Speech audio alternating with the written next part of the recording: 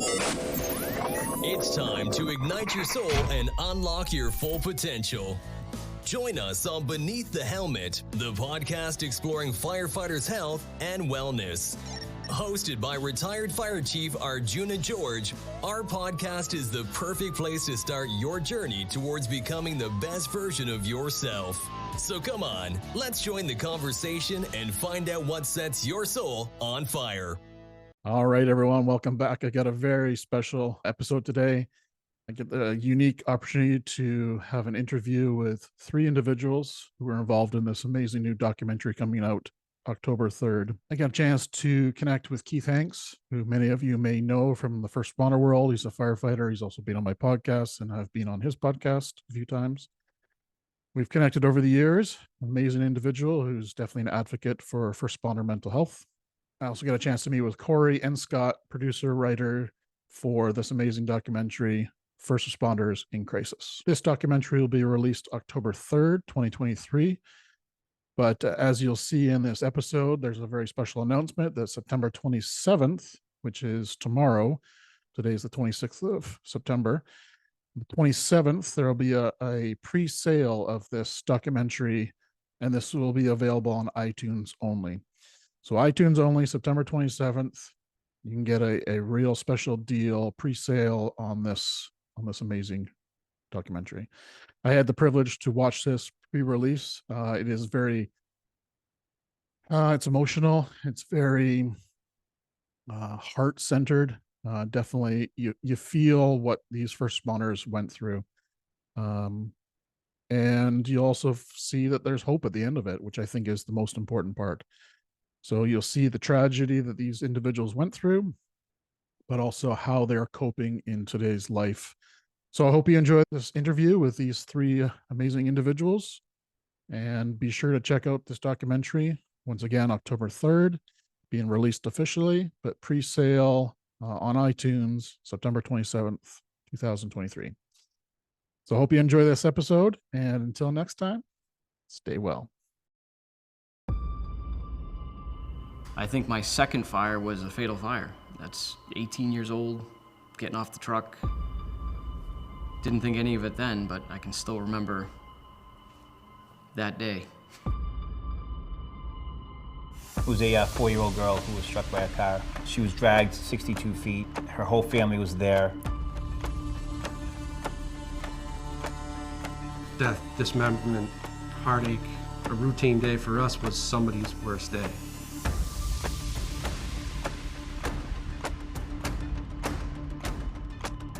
You see bad accidents, and I'm not trying to be a tough guy. You try to get ready for it, but you never really are. This stuff will stay with you in your mind. You're a firefighter. You're supposed to go out and help everybody, and the problem is, it's like, who helps us? I remember screaming, and I pressed it against my head. Then I just pulled the trigger, and it clicked. Our mental health system is so broken, and it is even more broken for the first responder community. One-on-one should be to sit down and talk. We're gonna make sure everyone's okay, because you need to take care of the people that are taking care of everyone.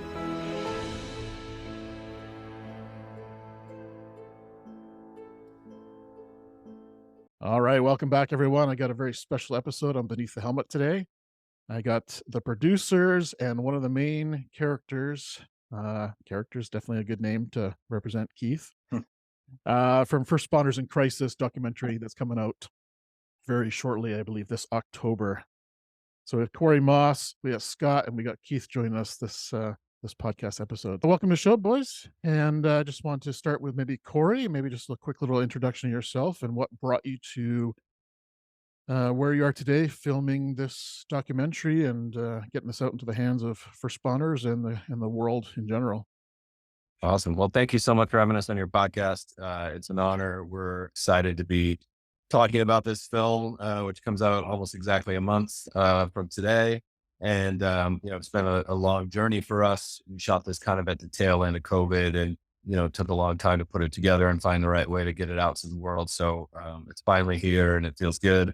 I'm a writer, director, producer here in LA. I've been doing that for over 20 years. I've worked for places like MTV and AMC and some digital companies like Yahoo and Hearst, and had my own company for about 7 years. And we've made a bunch of scripted and unscripted projects. I've always been in the documentary space. I made my first documentary when I was a young 20 something, working for MTV. And then Scott and I have been working together on a few projects in recent years. And we met through a mutual love of football, of all things. And but also both have a lot of same characteristics in the Hollywood business, just a tremendous hustle, if you will. And so this is we worked on a few things together, and a few years ago, Scott called me and said, I saw this thing on my Facebook feed from someone I went to high school with. Check it out. And it was something that Keith had posted. It was a really heartfelt post. And Scott said, I think there's something here. And I agreed. So we set up a Zoom with Keith and, kind of heard his story. And that was our entry point into the movie. Fantastic. I was wondering how that connection happened there between you, both of you and Keith. So that's nice. Thank you. Scott, tell us a little bit about yourself. Yeah, appreciate obviously having us on, like Corey had mentioned. So my background, I've been a pro college and high school football coach for almost 25 years. The acting world fell into my life, and I was coaching at Harvard and resigned out of the blue. Drove out to LA probably about 18 years ago, and have sort of never left. Coached high school football out here while pursuing acting. Got into the producing world.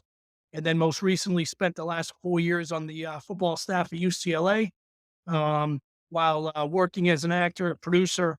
Been lucky to be on some cool TV shows over the last couple of years, and went to high school with Keith. Keith was a year behind me. And ironically, how this really, like Corey had alluded to, there was a post, but Keith had tagged me in a bullying post. And I'm like, man, I don't remember bullying anybody, but I got to reach out to this guy because he just publicly tagged me in a bullying post, and that's concerning to me. So I reached out. I said, hey, man, hope all's well. I just saw you tag me in a bullying podcast. You wanted to fill me in? Did I have a bad day? And he wrote back. He's like, no. He's like, actually, you were one of the only people that treated me like a human. And I'm like, wow, that's sad. I'm just like sort of taken back by it. And then I sort of dove into Keith's story a little bit, and then reached out to him. Like Corey said, Keith put together a little deal, sent it to me, and I was blown away by what he's gone through. And, Corey and I had been doing some things, and obviously respect the way Corey handles his business. Sent it to him, and he was like, there's something here. And the journey to get from that point to here was a process. It was obviously very entertaining, some highs, some lows, but one of the coolest things I've been a part of, and very excited for the world to see it. Well, that's quite the story. I'm glad it was a non-bullying post, and you were one of the kind human. Yeah, I will say also, mental health has been a topic, I think, for maybe the last decade or something. It always intrigued me, but it became very real in my life in the last few years. I watched a really close family member have a breakdown. I started having anxiety attacks and doing therapy for the first time. And I think, like probably the four of us and a lot of your audience, like there was a lot of stigma attached to things like therapy and even just admitting that you're struggling with something with mental health. So I think it was within me that I wanted to, use my skill set to tell an important story in mental health. And, the universe, brought us Keith. And so I'm really grateful for that because, I think it's been a really interesting way into this topic, through first responders. But to me, the story is, it's bigger than that. It's the fight for more awareness for mental health in general. So, yeah. Couldn't agree more. That's great. And that's what the whole object of your documentary, these podcasts, The book's out there. Yeah, it's about spreading that word and smashing that stigma and letting people talk about it more openly and without any shame attached to it. So, power of social media, Scott? This all started from a social media Yeah. post. Yeah. Yeah. And, again, it's just so interesting. Well, obviously where Keith and I are from, it's just a small town community. And I think that's what, makes it even more enjoyable, being able to go home in a couple weeks to screen this for the people back home and bring Corey back to where Keith and I grew up. And I think that was, one of the coolest things about filming it. Obviously, there's some unbelievable people in this, but we ended this with a dinner with everybody, breaking bread and actually having human, heartfelt conversations. And obviously, I've been around the world. I've met a lot of people in both professions I've been in, but to meet the people and the subjects of this documentary that Keith connected us with, I think the world will really truly connect with these folks and realize that, there's no, mental health, regardless of what form it comes in, it doesn't discriminate. And you're going to see just what appear to be very normal people going through some really tough times. So to be able to be around those people firsthand really opened my eyes to, like Corey said, I think we've all gone through some things, but when you're around people that have openly talked about it, you really start to have some hope that this country, this world can be a better place by being around people that, want to help and share some of the things they've gone through to change some other people's lives in a good way. Fantastic. Thank you so much. Keith, we've had you on the show before. Our audience probably is familiar with you, but maybe just a little snapshot and maybe cover how the spark started. So that blog post, the kind of the birth of this documentary. Yeah, it's been a journey, that's for sure. And growing up in this world of fire and military, I knew I was destined to be on the job, which I did for 21 years before my own PTSD, basically crippled my career, and I left. And before I left the job, as you know, and Corey and Scott know, I had already started advocating for mental health and getting the word out and being able to talk about this stuff. And the idea of doing a film never popped in my head. Matter of fact, when me and Scott really first started talking about this after the that quote unquote bullying post, and I'll go on record, Scott was not a bully. All right. So anyone listening, Scott wasn't a bully. It was He is actually a good now. conversation. He wasn't. He is now. Yeah. High school Definitely. he wasn't. Now he's a pushy kind of guy. But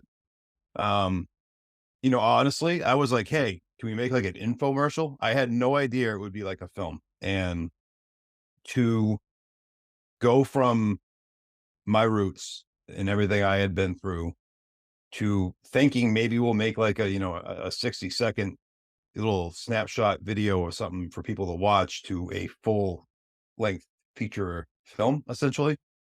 It was humbling, and to be part of the production of it, to see friends and family who were part of this, people I've worked with over the years, sit down and talk about their darkest moments, their most vulnerable moments in front of a camera, knowing that this is going to get out in front of hopefully millions of people, was an experience like you can't really describe it. It's one of those, like Scott and Corey both said, it's a human connection moment where I never thought I'd experience something like that, and I did, and I am so grateful for being part of that. That to me alone makes this whole journey worth every minute of it. The waiting. I mean, I always allude to, I wasn't expecting it to take this long. I wasn't expecting, the wait that comes with Hollywood stuff, but it kind of the same as like EMS and fire. You wait, and then all of a sudden there's a change, right?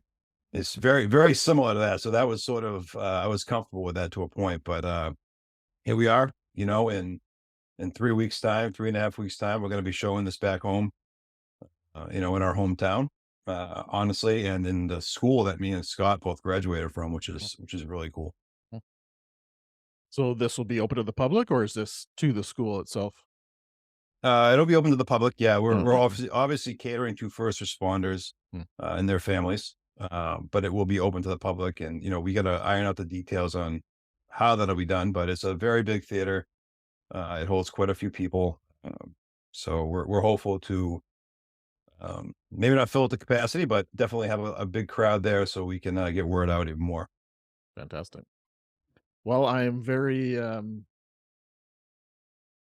wouldn't say excited. I would say happy that you posted that blog post a year ago or so, whatever that time was, and initiated then sparked this birth of this documentary, because I truly feel that your story alone, as well as all the others, is going to make a huge impact in the community for sure. It's weird. It's weird how stars align. It's, Mhm. I mean, me and Scott have known each other probably 30 years now, and it's, we've never really been like pen pals, but it's always been something where I think if 10 years ago I reached out to Scott, he would have answered, same on my end, and it just so happened to work out that, this is where it got us. So it's really cool. It's really a cool story. Very cool.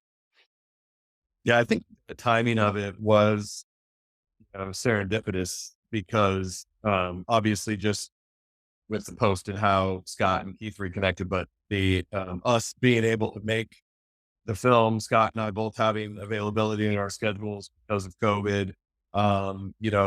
It's a very intimate movie. So, we had a crew of 4, which is sort of unheard of for a documentary. And, so I think, it was kind of the perfect movie to do.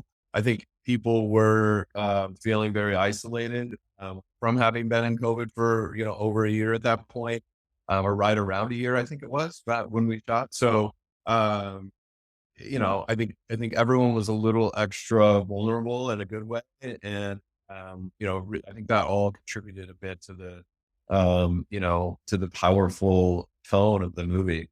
Mm. Yeah, the vulnerability and the honesty that you probably saw, right? Yeah. Absolutely. So I'd love to go like kind of behind the scenes. How was it to interact with these first responders? How did you find them? Which ones did you select? What was the process going through that? And then maybe like how did that actual interview go behind the scenes? Was it Well, on site? Did you bring people to you, you or know, I, did you? the, Have, the original, entry point into this was Keith. And, I think we knew right away that, anytime you do a documentary, you're going to do, most of the time, I should say, uh, you're going to bring in other sources to, in a large effect to talk about your main subject. So we were always going to interview a lot of people. But I think we realized that, these people had stories of their own. And so I think we found a way to keep Keith at the center of it, but also include everyone else's stories. And they're a wide variety of people and a wide variety of stories. And I think, so in order to do that, we utilize Keith as the link to everyone. He sent us a list of other people and we started talking and figuring out who would be the best.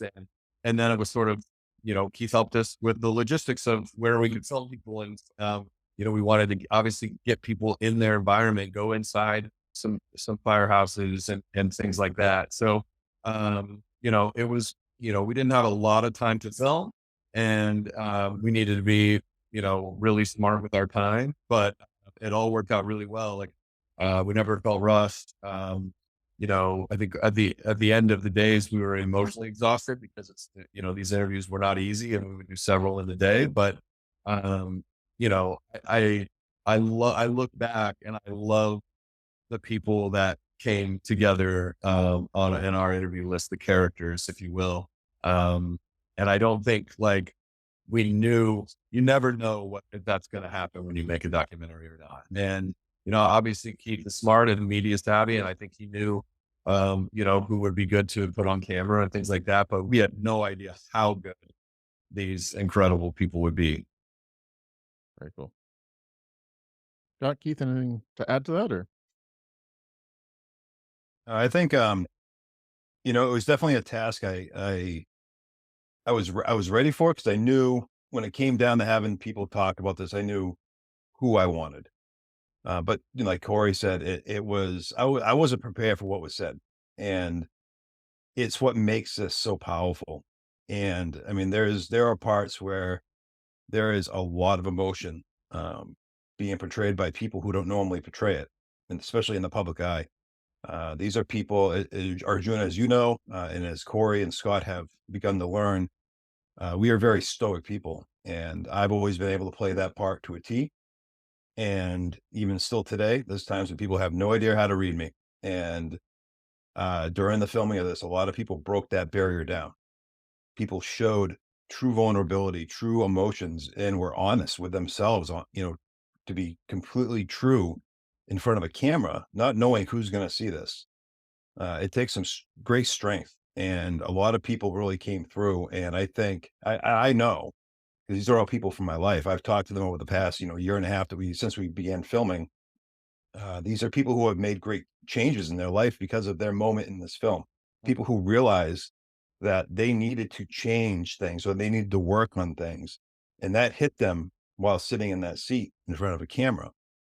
And a lot of the people in this have improved their lives because of this opportunity, and that to me is incredible. Beautiful.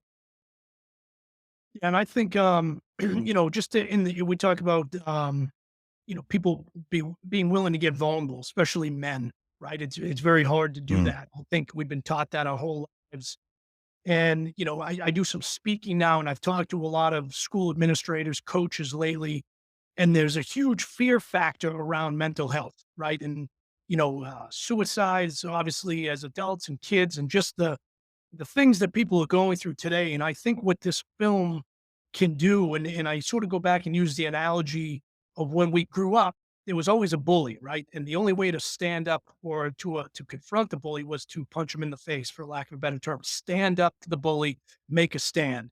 And I think people don't know how to combat mental health, and they're afraid of it. They want to just bring people in and check boxes, and checking boxes doesn't help people. And I think this film, I don't think there's anything more powerful, obviously, and I don't mean this in a bad way, but when a grown man fights emotion on film, it's extremely powerful, whether it's a scripted film, whether it's a documentary. And I think this film sort of attacks the bully in the room when, men and women get vulnerable. And I think, yes, we interview all adults, but I think people of all ages, this film can bring awareness to how to at least start to combat mental health and to attack the bully and the elephant in the room, which I don't think the world knows exactly how to do. And there is some fear around it. And I think the subjects in this film give people a chance to take the first steps to get the play started on how to attack the mental health problem we have in this country.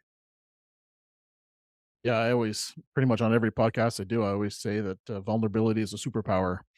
And it's something that I've learned personally in the last little while, that vulnerability is a superpower. And now I just kind of mention that so people start to understand that it's not a weakness, it's actually a strength, is to be vulnerable and open to others, right? So, Amen.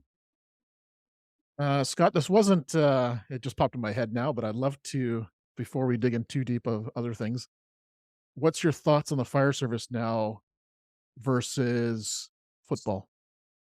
Do you see any Yeah, resemblance? I Do you mean, see any? that's a great question. I No. think, both of them, it's a team atmosphere, right? I mean, obviously, running into a burning building is a little different than running down a sideline. But, I think the commonality is, whether there's 6, 7 guys on a truck or 20 guys in, the firehouse, you have 22 guys on the field relying on the guy next to you to do their job.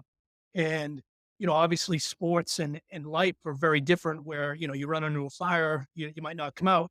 Usually in football, if somebody makes a mistake, you play the next down. And, I tell people football has given me everything I have in my life. And it's not the games you remember, it's the lessons and the people. And I think that's what, I mean, even some of these guys, that we interviewed, they played for my dad, who was the local high school coach. So, I was a little kid when they played, and to see them now as grown men, that was really cool. But I think that, they're both situations, football and being a firefighter, you're relying on guys and girls next to you to do their job and to be there in some very rough times. And And that's what, it's, again, being out of football the last couple of years and being back there, it reminded me of being in a locker room, which, you Hmm. can't put a price tag on that. Mhm.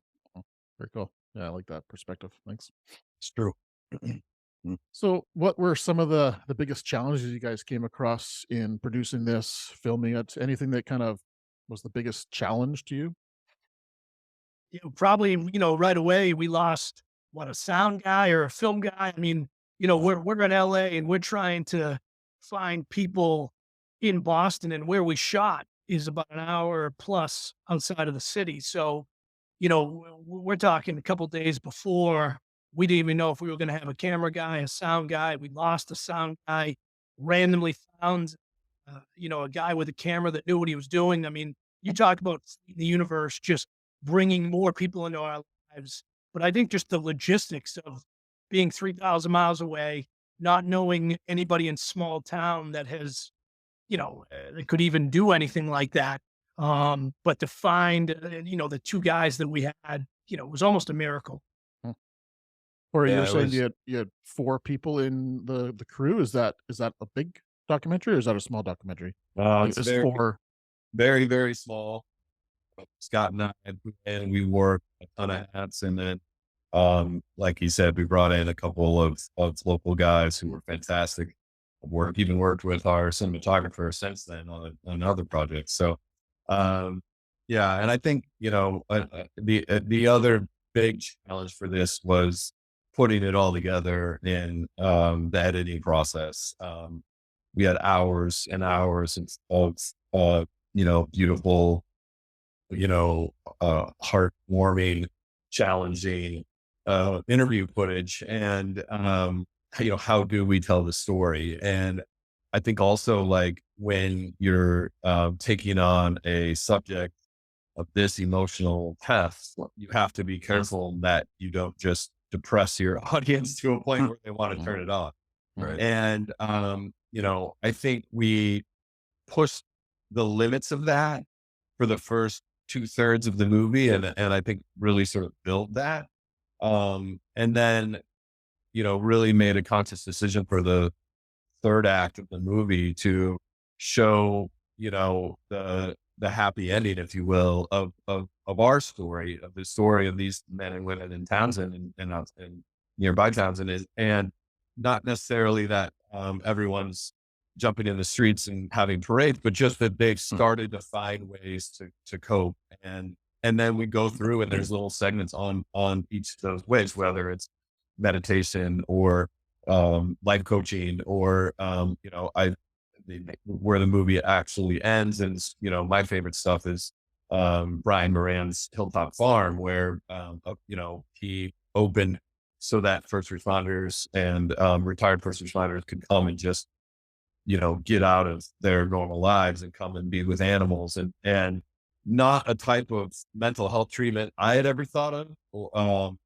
But wow, was it powerful to see. And Keith brought his family up there, and Brian Harkins, another one of our subjects, brought his family up there. And so it was, to me, it was a very fitting way to end the movie. But it was a challenge. I mean, it was definitely the most time I've ever spent on a movie in post-production, Oh, wow. ever. Hmm. Wow. Yeah, I think, leading, excuse me, leading up to it, getting all the people we interviewed to kind of sign on to do it was a challenge I wasn't ready for, because a lot of people, I mean, I go around and I speak about this all the time. I do podcasts, all this other stuff. And for me to talk about this is no big deal. Well, it is a big deal, but it's not a big deal. It doesn't bother me. And when I started reaching out to the people who were like, the people I definitely wanted to be part of this, there was a lot of, oh, well, what are they going to ask? It's going to depend on what they're going to ask. And it took some convincing and some reassuring to get people who don't talk about this. Some do more now, to understand sort of we're not here to peel every secret of your life out and put it in the camera. We're here to try to help the greater good, because this project is bigger than all of us. And once they sort of got that, people started being more comfortable. And there was definitely some apprehension the day of filming, for each person. Every day, probably at least 2 of the people being filmed took me aside and was like, I don't know if I could do this. And it was It took some reassuring, and it was humbling because for me at this point, it doesn't faze me. I just go and do what I do. I talk about what needs to be talked about, but other people don't do that. And it brings you back. It brings you back. And so it was a challenge, but it was a growth. It was growth for me. And it was just a great project to do. Were you involved on every shoot, Keith? I was there for the entirety of the filming, yeah. Yeah. And then some additional later on, we had to do some additional B-roll shots that I got to be part of. So it was a lot of fun. I saw on on the website one of the photos of you, I think, backing up a fire truck. You look Yeah. like you're 19 or something. I might be 45. I do have the saving grace of looking younger than I really am. But yes, when I was younger, I looked like a baby. And there are several pictures that people are like, "What are you, like 18?" I'm like, "No, I was 25." But yeah, there's some pretty young photos in the film. So what's your vision? And this is to all three of you, whoever wants to answer. Your vision and your kind of your goal and your hopes for this documentary. Like, what's the overall mission and goal for this? I think, for Scott and I, as filmmakers, it was, I think, what you do anytime you put, several years of your life into a project, which is you just want to tell a story that's going to connect with people. And, I have no doubt this movie will connect with people. At what level, we will see. I know it already has. I know that there is an audience, lined up ready for it. And I think, it has a lot of potential to, sort of spread through word of mouth, which, not every kind of film does that. So, I think, I think what we're really hoping for is for the movie to come out. We chose a distribution partner, Gravitas, because they, can bring us the widest release. It's on October 3rd. It's going to be everywhere you buy and rent movies. So, whether that's on iTunes or DirecTV or Redbox or whatever. I think also, we brought on Rob Riggle to narrate it. And, I think Scott and I, for a long time, thought that we should have someone who was local and from that area. But I think we ended up really falling in love with the idea of Rob because he does have such a broad appeal. And I think, he's the only person to be on both Saturday Night Live and Daily Show. And he's obviously, done all these comedic things like The Hangover. But I think people know him from Holy Moly and from Fox Football in the Morning and from, he's done some really great drama work in the last few years. And, but he's very authentic in that he's a veteran. He does, a lot of charitable work for veterans. And he also in recent years has really started to speak out on, as an advocate for mental health awareness. And, so the authenticity of having Rob on board was really special. And I think that'll help us, reach a broader audience as well. Yeah, I would totally agree there.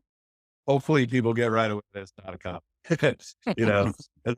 That's obviously you're used to seeing Rob in comedy, but Yes. no, actually, honestly, my favorite narrators are the ones you least expect. And I think, having a voice that you've heard a million times, but you're usually associated with comedy, do this movie. I love that. My first movie, Tommy Lee narrated it, and it was such an unexpected choice, but I think it was, I loved it from the very beginning because it just was, so perfect. And I think Rob does a really great job.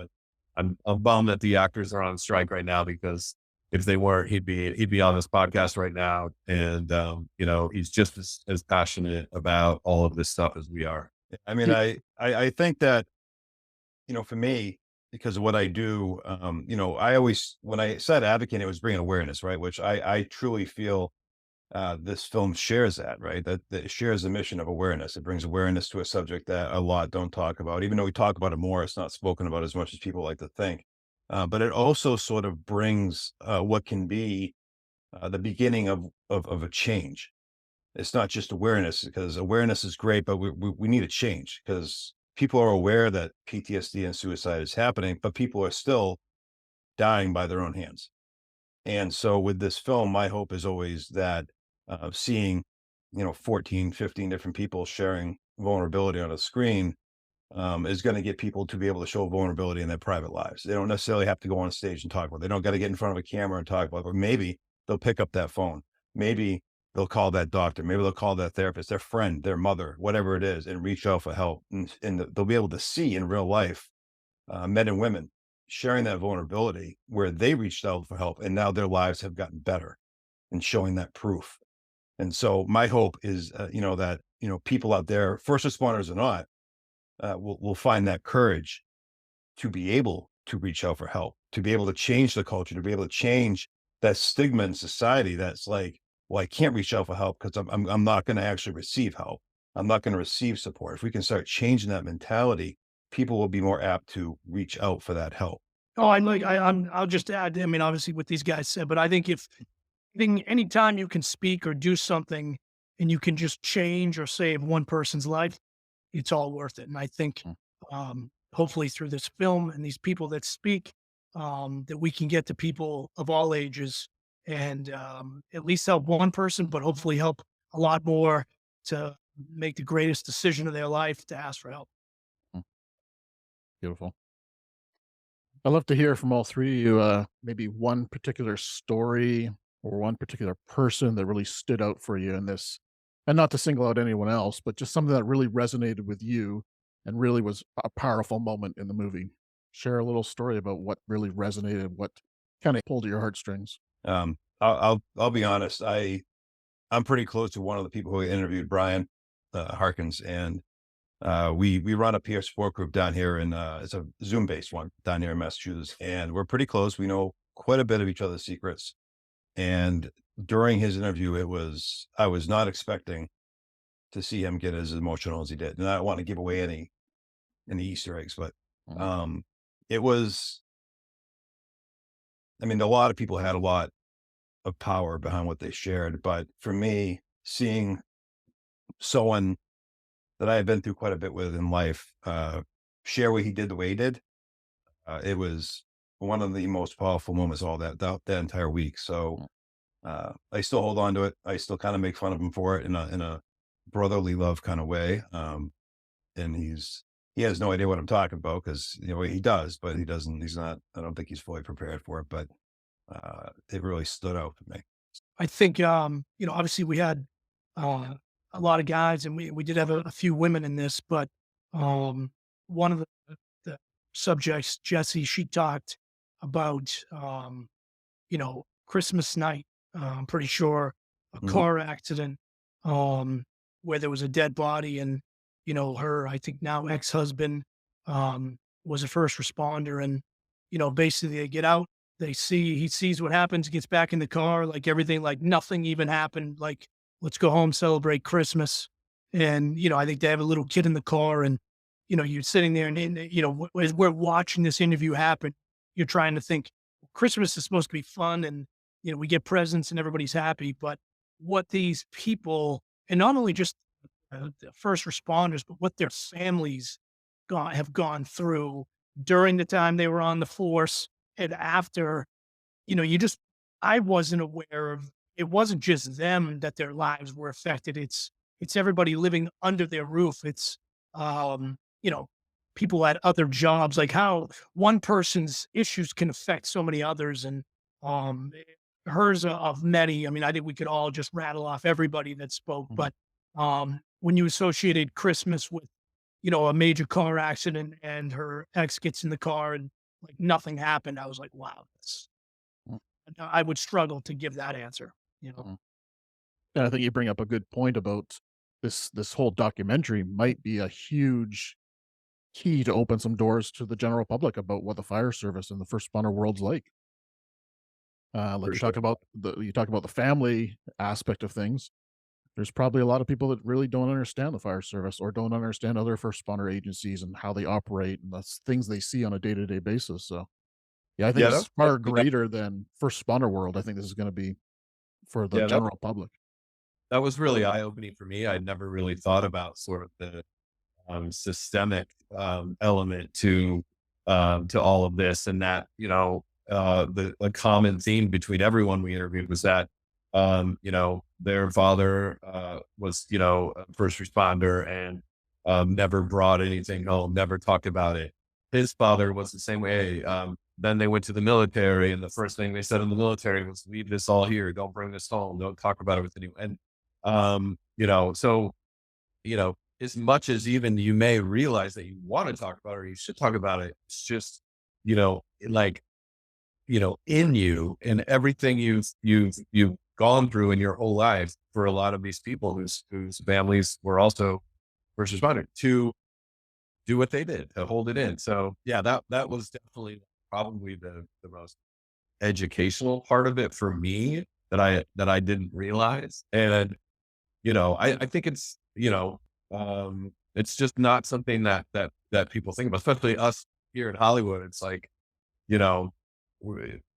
there's no like family chain of characteristics that's being passed along in our careers in the same way that there are here. And yeah, that was a really eye-opening thing to see. Was there any other stories, Corey, that you want to talk about?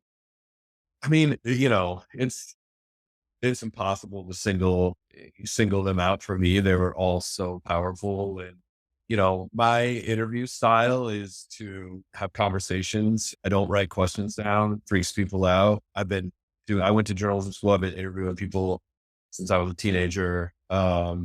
Interviewed huge celebrities and I have conversations. And, so I look back on them all and I feel like they were just, beautiful conversations with new friends. And, I guess, I will just, single out Keith in the sense that he had, we had him on camera for the longest.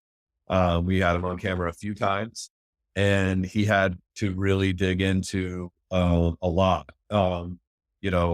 Keith's gone through some things in his life, that weren't necessarily exactly connected to being a first responder, but we felt like we had to tell in this documentary because you don't know Keith. If you don't know these stories, the death of his first wife and the near death of his second wife.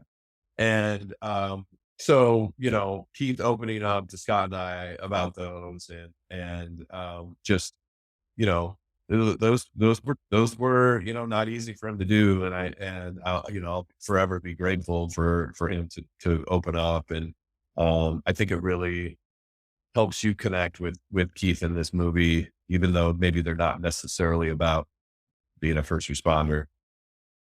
I ask this in all my interviews. What's one question that I did not ask you yet that you wish I asked you? It's always a tough one. And I will say this, Arjuna, and you'll get this, and Corey and Scott were there, so they got to experience it. Going back to the part where we had that big sit down dinner on one of the days of filming, that is crucial. And it mirrors the first responder life, especially the firehouse life, where we go through a bunch of shit during the day. We do our tour and a bunch of bad stuff happens, or we get very emotional and we do what we have to do at the end of the day or dinner time, whatever. We sit down and we eat, right? We all sit down at that table as a family, and that's what we did. That was that day in particular was an incredibly taxing day on several people. And we all sat down. There was a lot of us, families, spouses, children, and all of us involved in production. And, we all sat down just like at the firehouse and we broke bread. We laughed, we busted balls, and, it was very reminiscent. It was so appropriate for what we were doing. And that's a real big takeaway from this. And I told Scott and Corey, I go, this is big. Mhm. This is big. You sat down with these people and broke bread. This is huge. You've gained trust. And that was great. It was one of the biggest takeaways. Yeah, probably a life-changing moment for both Scott and Corey. Yeah? Really was. One question that you could ask is, I'll put my producer hat on, which is, what can people do to help this movie? Fantastic. Okay. And the answer would be, like I mentioned earlier, like a movie like this, finds an audience through word of mouth. So, I know for me, I see a movie that I love and I just go straight to social media and, oh my God, Oppenheimer blew my mind, whatever it might be. I highly encourage that and, tag our movie. We're First Responders in Crisis on Instagram and Facebook. And as of today, we're on TikTok now as well. But I would say, even more importantly, like, movies, small independent movies now, much like movies that come out in the theaters, it's all really about like kind of opening weekend. So if we can, find a big audience for that opening weekend, then it's going to just, steamroll into a big release. So, if you're passionate about the same stuff as we've talked about on this podcast, and if you're here, you probably are. And if you like the movie, hopefully you do, we would love for anyone to help us just, especially in that first week of October, to spread the word, and hopefully we can build a big audience. Fantastic. And there will be one public showing back home in Keystone. Is there any other public showings, or? We're going to do one here in LA. It's at the Awareness Film Festival. It's kind of fun to do a festival screening as well, because you get a lot of just fans of film, fans of documentaries. So I'm excited. I think, as Keith mentioned, the screening that we're doing in Townsend, and it might sound odd to screen it at a high school, but it's the biggest theater we could find. And that's why we're there. And I think, that's a gift to everybody who, in that town, who gave us their stories and their time, and for them to get to see it in a room, which is always a really special experience. And also to, show all of the, people in that community what we made. And then the screening we'll do in LA will be a little bit more of something different, which would be an opportunity for, maybe people outside the first responder community to get an opportunity to see what we did with this documentary. I watch a ton of documentaries. Scott watches a ton of documentaries. We both make other documentaries, and, this one's unique. It's not, super flashy with, all kinds of animations and things like that. It's just got heart in it from the very, very, very beginning. The movie opens with, Keith's story of the first time he had a fatality at a fire when he was only 18, or not even 18 yet, I think. And so there's very few movies like that. And so I'm excited for anyone who just is curious about documentaries to watch this as well. Very cool. A quick question back to Keith. How much of an impact did this have on your community, coming in with producers and everything? Any impact there, or was it kind of tightly knit just in the fire service? Producers coming into town, and there must be a buzz through town. It's brought lots of business to those places. Scott and I, Scott made sure to show me all of the all the fine food in Townsend. So that was awesome. The fine food. Yeah. There must have been a buzz going around town about this, right? So.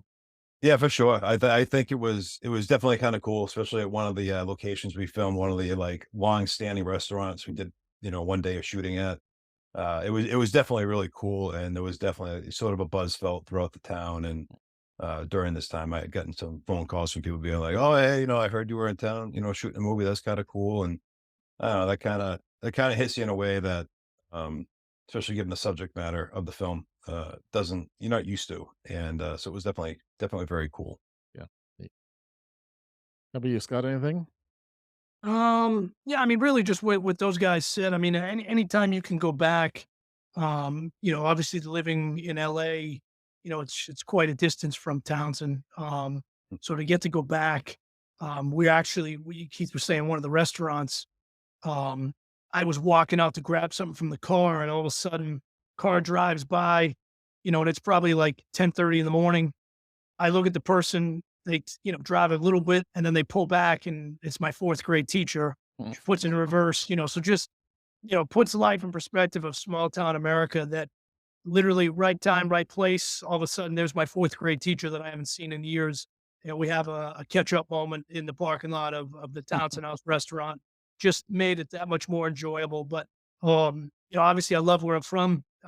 Wouldn't change where I grew up, and anytime you can go back and do something there, it's great. I'm looking forward to go back.